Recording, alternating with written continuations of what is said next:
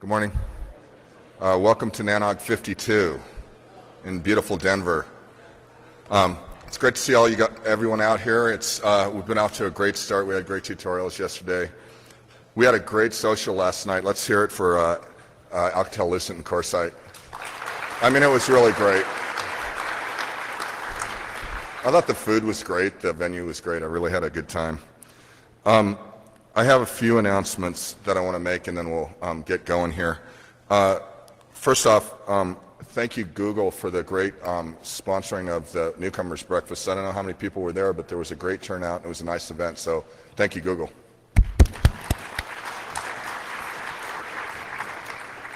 So for the breakfast out here in the South Lobby, I'm just going to read all these because I can't. I wanted to write them down, but then there were more characters than I've written down in a long time, so I just thought I'd read it. So Alcatel-Lucent, Arbor, Ciena, Cisco, Fortinet, Friend Finder Networks, Infinera, Network Hardware Resellers, NTT America, OSI Hardware, PCCW Global, Subspace Communications, and ToryPoint and Vertella. So thank you very much for that. It's really great, the sponsorship we're getting this time. So, and everybody here is able to take advantage of that. So thank you again. Okay, so now the boring updates.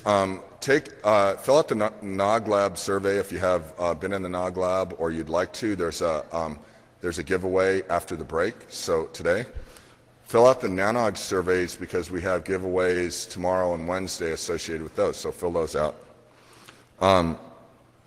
Take the survey, is what I like to say. There's one agenda issue that we're making a slight change in the Tuesday afternoon in the 12 to 1 time period. There's two talks in there sort of related to the RPKI, and we're going to reverse the order of them.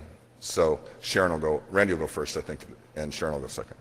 So just in case you're timing anything around that. So with that, I want to welcome you all to NANOG 52, and I want to hand it over to Steve to say a little bit about what's going on with the board.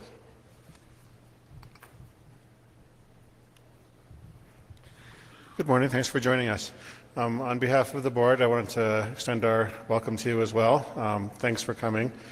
I want to say a little bit about NANOG as an organization. As of this meeting, we're now a completely self-sufficient, standalone, nonprofit organization. We are NANOG. One of the things that you can do if you'd like to join us, become part of the government's vote in the elections, is to become a member.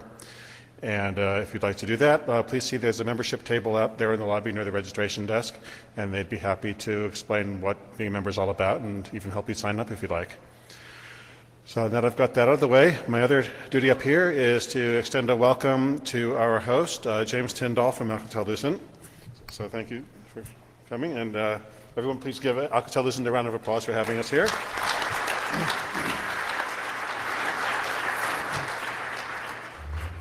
And on behalf of the board, I'd like to present you with this token of our appreciation. Thank you very much. Well, I haven't done anything yet, and I've already got an award, so I guess it's going to be a good day. So, welcome everybody to NANOG 52. This is our first sponsor as a company, as Alcatel-Lucent. It's my first personal time here in several years. I had been to several previous NANOGs in the past. And when I was packing my suitcase yesterday, I had to go through the debate. Okay, what's the dress code going to be? The last time I was here, it was pretty much shorts and sandals, and so I said, I don't know if it's a gown upscale or not. And when I showed up to the reception last night in a jacket and saw that I was the only one, I went, okay, I'm glad I brought the jeans today anyway because I don't look quite out of place. So it's good to see that some things never change. So we have been involved with NANOG for quite a few years, but this is our first time to sponsor the event. We've been to some of the beers and gears, but this is something that we're quite committed to as an organization from Alcatel-Lucent, and something that we'll be continuing to do as we go forward. These NANOG events are important, and for a lot of reasons, and not least of which is we're no longer just looking at some of the technology problems. We have an awful lot of business problems to address now too, which can arguably be a little more difficult to solve than the technical problems right now. So I think this is important that we get together as a community, as the various organizations that support the internet, and figure out how we're going to scale all this stuff and actually come out with our shirts intact. So I think it's a very good venue.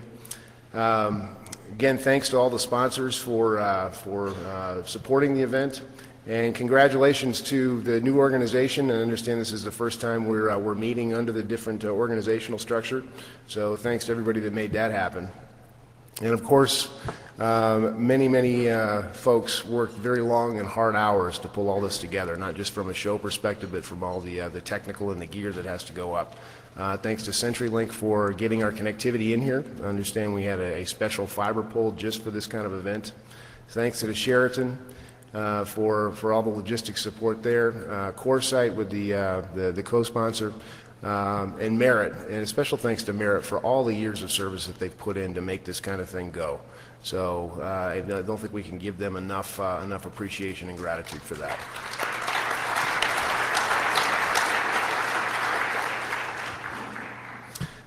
Events of interest, well, we already had the social last night, so it's a bit redundant. If anybody's expecting to go back there tonight, it probably won't be quite as lively as it was last night. But we do have the beer and gear tonight from 6 to 8 o'clock. Encourage everybody to go and participate and look at some of the particular pieces of equipment and networking things that we've got going on there. The NOG lab with all of the various demos that we've got going, and here's a bit of a picture of what we've got going. A lot of IPv6, as one would expect. We've got some WDM technology, we've got some routing technology, we've got some access technology, and I don't know that it's quite time to pronounce the death of IPv4, but I think the footsteps are coming quickly. So IPv6 is certainly front and center in a lot of the implementations that we certainly look at now. And I think it'll be an interesting time over the next few years.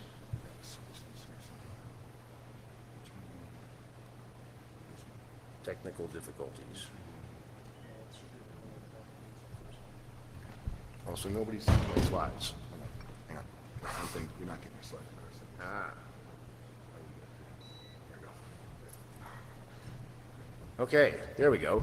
Now we got a network diagram. So I've been talking to myself basically up here for the last few minutes. Anyway, the rest of it was all words. You can read them. Not a big deal. The network stuff is the fun stuff.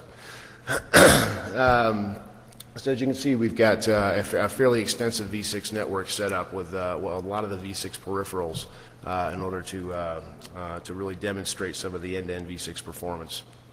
Network itself, we've got the NOG lab that's hooked up and wired through some of the various other parts of the hotel to provide connectivity, going back through the NANOG router and then finally up through CenturyLink. So again, thanks to CenturyLink for providing this connectivity.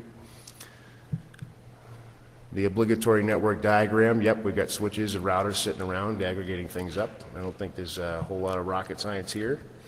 But proof of Merit's hard work. Got to have the obligatory pictures of the actual wiring closets and all the real work that goes on into putting something like this on to get all this connectivity up and get all the labs connected.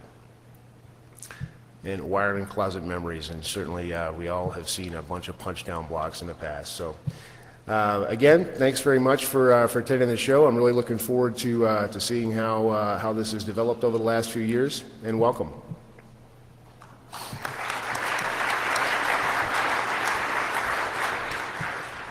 Thanks again for the great social and for hosting. Okay. Maurice, are you around? Okay, Maurice is going to come up and say a few words about one of our colleagues, and then after that, well, let's do this first. Hi there, I'm Maurice Dean. I was going to say a few words about a dear friend that we lost suddenly. Where Joe Wood passed away on Friday, last week. And as we're such a small and tight-knit community, quite a diverse community, that Joe really enjoyed being in part of, I thought a few words would be appropriate. You know, I really love the fact that everyone that knew Joe, when trying to describe him, always finds some difficulty because, frankly, he was a very unique guy, and there are phrases that come up frequently, mostly around his great smile and his infectious sort of presence, and that laugh he had, which was, thinking about it now, it's like hard to speak, but yeah. But also, people talk about him just being a deeply caring guy. You know, very passionate about what he does, and a sweet, gentle bear. You know, but, and I'll also say that he was a great hugger. You know, and of course he's a kind of unique, lovable, audible, a left field thinker, and yeah, and someone who has a depth of knowledge in this particular technical field that was astonishing to anyone who'd had the pleasure of working with him. The depth of his knowledge across, and expertise across optical, MPLS, routing, switching, software, and his favorite hobby of bug hunting was just breathtaking to experience. Just on a personal note, Joe was one of the very few people that was a really inspiring mentor. His ability to understand large-scale, complex systems and then explain them in a few swipes of a pen at a whiteboard was just unmatched and truly somebody that will be missed. But yeah, I just wanted to say a few words and say, Joe, you know, we love you, we miss you. And as a community, we're shocked by your loss, and there's a gap here now. But okay.